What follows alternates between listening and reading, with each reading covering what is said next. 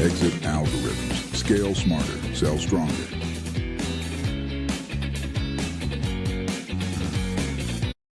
Welcome to Exit Algorithms, the podcast where we decode what it really takes to unlock growth, streamline operations, and prepare your business for a high-value exit. I'm your host, Pete Vera, and today I'm joined by Ben Buckley.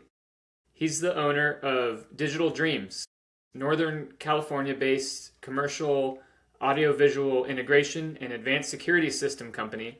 He bootstrapped to 8 figures and built to serve global brands including Apple, Salesforce, and Samsung. Ben, excited to have you here. Welcome to the podcast. Yeah, right on, dude. Thanks, Pete. Thanks for that. Yeah, I'm excited too. Yeah, absolutely. What led you to Digital Dreams? Yeah, totally. So it started, I had my first kid at 19. I'm 47 now. And that was like a huge like wake up call. And I was like, man, I got something I got to take care of. I got to feed. And so I was like doing random jobs trying to figure out like what to do at 19. And around like 2021, I got a job. I call it like my first big boy job. I was working at Dish Network. And I was a technician there. I was a manager. I was a tech for 2 years, then a manager for 2. And then I learned there how to like physically, I was always like technically inclined and would put stuff together. And like, I used to have a TV on top of my TV in the Bay Area, right? And I would record a VHS to another VHS. And I was always like messing with electronics. And then when I got to Dish, I learned how to like physically run cable, aim satellite dishes, hang TVs and do all this other stuff there. And then I learned how to manage technicians and route. And like my brain was like curated there at that job. I moved up really quick. And then I got a DUI in 2005, 4 or 5. And then they kicked me out. I lost the job right there. I was like on my way, like one day I'll be general manager, And then And wow. booted me out. And that was the birth of Digital Dreams right there. And so when they kicked me out, I learned how to start doing subcontracting. I had a day job and subcontracting. And then I had so many side jobs, I couldn't keep the day job. And that's kind of how it birthed. I had to just like constantly work because I kept having kids and so many kids, keep working, feed these kids, and so that's kind of how it started, like pushed out of the corporate like life young and then learned how to like do stuff on my own. And then I was like, working out of my house to finally getting a small shop to another shop to now we bought a building downtown Sacramento. But that's kind of like the origin story there. Yeah. Oh, awesome. Thank you for sharing. I imagine that was a terrible experience. Yeah, it was. It was scary. Yeah, at the time, I already had 4 kids by that time that I lost the job, and I was like panicking, right? But ended up, it sounds like, blessing in disguise eventually. Yeah, exactly. How was that, those early days? When did you kind of make the leap officially to, go all in on business? Yeah, and so I was still tell everybody I'm like a super like late bloomer. I was like, I didn't realize like I'm actually running a business. I actually have people like doing work for me. I wasn't even like paying attention. I was just like doing what I like to do, hanging TVs, doing all this stuff on the side, running cable and stuff and getting these jobs. And I was just making ends meet and making money, until it started getting bigger and bigger. And then it's like, oh, I need to get $1 million insurance. That's crazy. Why do I have to get that so much insurance? I started off doing residential and then I went fully commercial. So I was originally doing a bunch of residential stuff. I was doing like TVs for Sears. If you went into Sears and you bought a TV, we would go hang that TV for you. That's what we were doing. Like Sears was contracting to us, and then we started doing it for Best Buy and Target and Walmart and Amazon. Anybody who sold a TV in our market, we would go. We were the third-party logistics for TV hangs in our market, right? So we would go hang a bunch of TVs and cameras and stuff like that for companies, and then from there we would I literally got paid $50 to go to Sears, pick up a TV, wait there for 45 minutes in my own truck, my own gas, drive to a customer's house, take the TV out the box, put it on the stand, take their old Sony Trinitrons, like 320 pounds, take that monster out with another guy, put that in my truck and go e-waste it. And we would get $8 to throw that other TV out. So it'd be $58 to do all that. It could be like 3-4 hours, right? And the only way we would make money is to get that customer to buy something else from us. Maybe they need like an HDMI cable. Maybe they want the TV hung. Maybe they want something else. So it was like a loss leader to get customers. Some jobs did pay more, like they'd have like stuff that might pay $300 for the day or something, But that was like our initial until I started getting into commercial. And then eventually I cut off all the residential and gave it to someone that was working with me the whole time, gave him all 10,000 customers. And I said, I don't want to talk to these people ever again. Yeah. In a nice way, in a nice way. But, the juice wasn't worth the squeeze anymore once I flipped over to commercial. Yeah. Gotcha. Yeah. Did you sell that book of business or? No, I just gave it away. I gave it away to this guy, Baird, who was with me in the beginning. He still runs all that to this day. I don't take a Nice. penny from it. He runs all the customers, everything. I just handed it off to him because he was with me from like the beginning and stuff. So he just got to keep all that. Gotcha. How quickly did you hire employees? Was there a certain kind of revenue? So for the longest time, everybody who did work for me was just piecework up until like 2016, 2017 or something, right? They would just drive their own truck. They would do the job. I'd pay for their gas. I'd pay them like some jobs are just flat rates. Most of them are all just flat rates, right? And I would just keep whatever was left off and we would manage it, schedule it, project manage the job. They would go do the work and then that'd be it, right? Until I had so much going on that the guys were technically like my full-time employees and I had to convert them before I get in trouble for California for like paying guys without doing their taxes and stuff like that. And so eventually I crossed over the point to where I could convert everybody and start buying vans and put them in my vans, pay them hourly and all that stuff. So I didn't get to convert everybody to full-time employees until about 2017.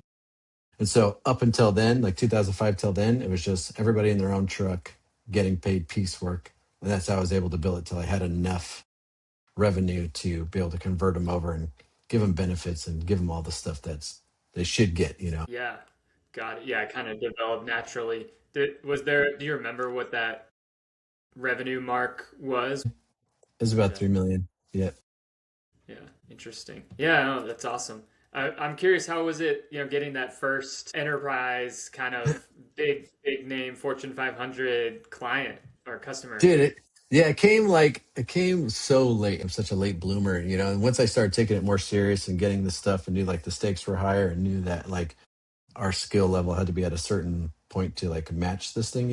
And you can get called out really quick and you could think that you're ready for some big customer and then you're like, hey, everything looks good, the job's done, but they critique you on the smaller things like, yeah, but your one guy was 15 minutes late and your one guy looked like this and your one guy didn't and your one guy said this and they're like, we don't think you're up to par. And I've lost customers over like technical things like that where every little step didn't match the level that they're used to hiring. They're like, actually, you are too small of a company. And I've lost like some bigger customers along the way because there's like nowhere to hide at a certain point when you get to being with someone who's maybe 10, 20 levels above you when you're doing work for them. Yeah. And it just teaches you how to be better. So you really have to like watch how you act, like down to the smallest detail on some of those customers. But yeah, it's like you're pumped. You're like, dude, this guy's even about to freaking go do this giant freaking job, dude. And you're like, getting all pumped about it. Yeah, it's a good feeling. And then anxiety will set in too. Like, what if this happens? What if we break a TV on site or something? So yeah, it's exciting and scary. We've got enough under our belt now to be fluid enough to handle it. Sure. Yeah. All those little things start to matter. This being professional down to every single employee, matching t-shirts, clean, all that stuff, right? Exactly. Yep. What was the first customer you had that was kind of like a little bit Hmm. outside your comfort zone, maybe? I did have one where we didn't even make it to the job. And so it was a big property management company that manages property for like all the major tech startups. It was on Sand Hill Road and it's a property manager for them. And we signed it, got the approval, and we're going to go do all this work. We were pretty busy. And we saw a couple emails come in and we didn't respond to them like right away, like within a day or so or something, even though we thought that the question wasn't like imperative to like give an answer right away. It's like the job's not for 60 days, insurance already done, and we just kind of like weren't sure who the person was. And they got so upset that they said that I could tell by the way you respond and the timeliness of your response that you will not be someone that will come fix my stuff and say what you're going to do, what you're going to say. And on the very last day for them to cancel, to return like 200 grand worth of parts, they did. And they said, and they No. told me on the phone, I'm teaching you a lesson. That's what they told me on the phone. God. I was like, you don't need to teach me. anything. I apologize for not responding in time. She's like, I've been doing this for long enough. They were just so upset that they just killed this contract and ripped it up the very last day they could cancel it, And so that was someone who's like dealing with like, big $1 billion companies. And if they aren't getting the attention they want, you know what I mean? And so timeliness is like a huge factor for us to respond to Uh-huh. people now, especially for that. Not that it wasn't. I didn't think that question was really valid or worried about stuff or whatever, but they did not care. They let me have it on the phone and just tore it up. And so that was like a big like slap in the face. That wasn't like one of my early on ones, but that was around 2021, 2022. Mm. Yeah. And so small things like that, responding, you never know who's dealing with what and what level they expect you to be at with them. Yeah, and what they'll care about. Right. I was I'll give you another like a little side note. I went to go to this like massage therapist person, like physical therapy person, like adjust the back, and I was sitting like this because it hurt. And I saw on the sign, they had the signs like around the room that says, I'm silently judging your posture. And then I was cracking up. So I keep like picturing that. I keep sitting up. And then now I think about it as like people are silently judging how I respond to them in emails. You know what I mean? So I'm like conscious of it now to be like, even if I don't have like the full answer, hey, how's it going? I'm running around right now, but I'm gonna get back to you or something. So I'm trying to do some of that. I can't do it all the time. I might have 100 something emails, but I'm like, I'm like worried about it more than not sometimes now. Yeah, no, that that makes sense. What are the things you do to keep those clients, or are there is there a lot of repeat business maintenance Yeah. kind of involved? Hmm. Yeah, there's a lot of repeat business. So now I've never before I was always sales, accounting, project management, everything. And I finally have two dedicated sales employees that like help with the managing. And so they're constantly, checking in on the customers and like saying, hey, how's it going? Or haven't talked to you in a year. Did you know that we do this now or whatever, besides like emails here and there. Right. And so they really help with that and repeat business and stuff. Yeah. Yeah, kind of staying in touch with them, slow, slow long-term drip kind of Yeah. campaign. Yep. Exactly. Was there are there any other little nitpicky things that you had to kind of tighten up as you grew and scale and started dealing with these, Apple, Salesforce type customers? Yeah, yeah. So when you show up to these jobs, sometimes it's not even that end customer that's the one that's going to judge you have to deal with. Sometimes it's the construction team, and so there's like a construction team, and they're held to the standards of that end user, and then I'm in their house, right? And so when you come there, you better have hard hat, boots, safety vest. Check all their guidelines before you come in. Go find the safety manager. Go check in with him. If I need to put down floor covering, you better come with it. If they're like, oh, you didn't bring something and you have to leave, you're not going to hear the end of it, right? And so there's like a lot of stuff to bring to site that we like extra blankets, tables, like stuff like packing blankets to like put your tools down so you don't put it down on an Apple store's floor. God forbid you put a little scratch next to a scratch that was already there and you couldn't tell it was your scratch or their scratch, but you better have something down. And so those things, and those are like practical things, like you're supposed to do that anyways, but you will be judged instantly if you walk in on that and don't know that. Yeah, gotcha. Yeah, even the other vendors, those relationships matter too. Yep, Yeah. exactly. And like if sometimes I've had this before too, where the GC had a preferred guy, but we won. And now he's upset that we're there and not his guy who might give him a kickback or something. And so then we might get a hard time from that guy. So you better start playing nice in the Yeah. beginning. Gotcha. Not that we're, yeah, not that we're ever mean to anybody, but it's how you act around there. Yeah. Definitely. Yeah. How are people hearing about you? What's the secret sauce there with marketing and when as you grow and scale? Yeah. So I've never ever had marketing work for me as far as traditional marketing, like in my head of like Facebook ads, Google ads, or anything like that. I've tried it once or twice. I never try it long enough to be like 4 months straight, 5 months straight. I'm like, it feels like gambling to me. I don't know why. But I'm slowly working my way over to doing more of that right now. Like currently, we just closed a job that randomly came from a website that my buddy put up for us to get leads from, and it ended up turning to be like a $200,000 job from online. But traditionally, is we go to a lot of big billion-dollar AV integrators or a manufacturer who does something that we put in. We go to them, we work with them.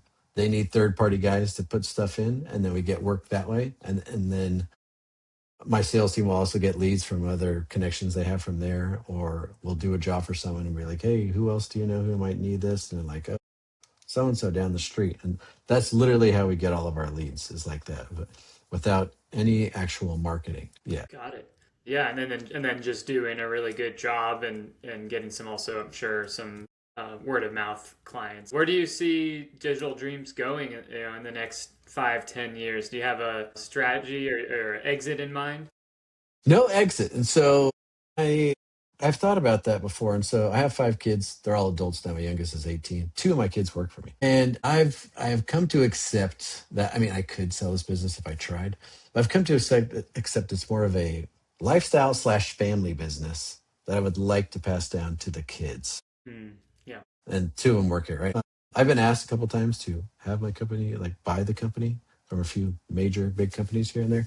Like it didn't get too deep, but we like entertain the talk a little bit, you know. But I love what I do so much, and I don't know what I would do if I started over right now. And so we're just going to continue to grow this, and like we cover 5 states right now with like subcontractors and stuff like that, and get my son into like the next level generation stuff, and him talking to the next level. And, you know, because we're in tech, I try to keep up with all the latest like product, the latest LED, the latest AV, the latest get certified, because it's constantly changing. Like I could literally install something in January and there's a new version right now. You know, like it's like so quick. The electronics are changing, not as fast as AI, but they're changing quick. You know, like they got to adapt to new AI versions of what we just put in, right? And so we adapt pretty quick. We're moving pretty quick. So no exit strategy, but you know, we're constantly trying to keep up with the times, which is hard with the electronics and everything changing. You know what I mean? But still growing the way we are. Maybe a couple more like physical locations, maybe in the Bay Area next, of having like more employees and installers out of those is like probably like the next goal. Yeah. That's awesome. Yeah, we talk a lot about exits on the show. Obviously, exit Yeah, algorithm. Knowing what your dream outcome is the biggest, thing to do, first step, right? And you right. love to stay in the business and maybe pass it to your family. That's an exit eventually. Yeah, exactly. You're right. Yeah. That's awesome. Well, great, Ben. It's been a great conversation. What is one practical tip, if you could pick one thing for business owners wanting to scale past where they're stuck right now? What would it be? One year, one of my biggest customers asked me, this is like 2018, like, Ben, you're doing so good here. And they're like, can you help me in this state? Can you help me in that state? Right. And I tried, this could be a long-winded answer here, so I'll try to get through it quick. But before Take I your would, time. Yeah. okay, so before people would ask me like, Ben, can you do this? Can you do that? And it'd be something I didn't do. I think I could do that, right? They're like, hey, Ben, can you install this electrical thing? And I'm like, I think I could. And I would do things that would get out of my realm because maybe I need cash in the beginning, you know, and I would get myself in trouble and I'd get in the hole. So after a while, I stopped saying yes to things I couldn't do until finally I got asked yes to something I could do, but maybe in another market where I wasn't there before. And so I did that and I started flying around doing a bunch of stuff. I was flying to other states, meeting other guys like me to sub it out to, vetting them, and taking those guys on and building that relationship with them. And that takes time. So this customer asked me to do that. I ended up going into 31 states and I was like contracting out there. And it was a good run. And it was something that helped me learn twice, three, quadruple times as quick of how to scale by just jumping in there and like being ready to like figure out any losses. And I think if you get that opportunity, what's the saying where it's like luck is just opportunity meets your skill at the right time, right? And so if you get that chance, it's hard to like recognize that. But if you know you're good, you've been doing something for a long time, and you think you could spot someone who's getting there, you should take that leap, and you should probably go expanding. You might make some extra money there and learn other people, and double your network, triple your network, and get other projects done out of your network. And I took that chance. I won in the end, but I did like fail along the way and got in trouble in some of the other states of like meeting other third-party companies that said they could do something and they didn't, right? And then you're stuck holding the bag. But as long as the risk isn't too bad of like the type of project you're doing, where like if they mess up, it's like, hey, maybe a couple grand or something, and you can fix it and save the day for the customer, right? I would say go do it. It's always like stepping out of your comfort zone. I stepped out of that comfort zone for a while there, and it really helped me actually open my mind to see like what is possible for me, what is possible out there to do, and how do other people do it. And people have been doing this for years. It's just maybe your first time trying to do it. And that really helped me scale. So this opportunity came while I had like the skill at the time. I jumped on it, and that was like one of my biggest years at the time of scaling. And I did all this without any like funding, you know what I mean? And just like I've used a couple other ways to get cash to fund some certain things, you know what I mean? I don't know if that really answers your question, but I would say if you get an opportunity and you think you can fulfill it, and it's not going to like ruin your name or put you out of business, freaking jump at it. And most entrepreneurs are probably going to do that anyways, you know? Yeah. Yeah. Yeah. That's awesome. Kind of jump before you're ready and figure it out as you go. Yeah. Yeah. Love it. Awesome, Ben. This has been great conversation. Where can listeners find you? Yeah. So I have a YouTube channel and a TikTok channel. It's at Digital Dreams Installs. All one, all no space, just at Digital Dreams Installs. You can see like our latest videos and stuff on there. So check it out. Awesome. Yeah, I'll leave that in the show notes. Thanks for coming on today, Cool. Ben. Great talking to you. Yeah. Yeah. You too, man. Thank you. Exit algorithms. Scale smarter. Sell stronger.